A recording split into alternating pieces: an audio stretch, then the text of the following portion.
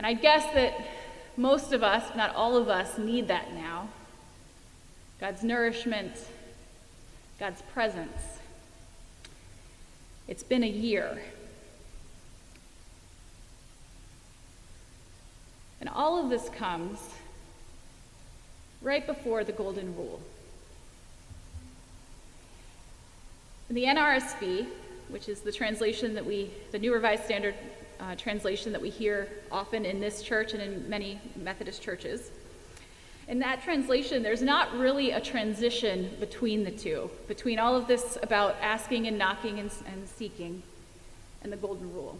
It says, "If then you who are evil know how to give good gifts to your children, how much more will your Father in heaven give you good gifts, to those who ask him?" And then it skips to, "In everything, do to others as you would have them do to you, for this is the law and the prophets." So is there a connection between these two things? Or is it just this abrupt shift where maybe, I don't know, Jesus lost his train of thought, or he took a pause to drink some water before he shifted to another teaching unrelated from the first one? If you look to the Greek text, there's actually a word that's missing that doesn't show up in the NRSV, which is the word "so," or it can mean "therefore." For some reason, our usual translation, it leaves that word out. And it could be that's because the Golden Rule, it's not unique to Matthew's gospel, it's not unique to Jesus even. They think it was a saying that was popular at the time. So, and really it could stand on its own.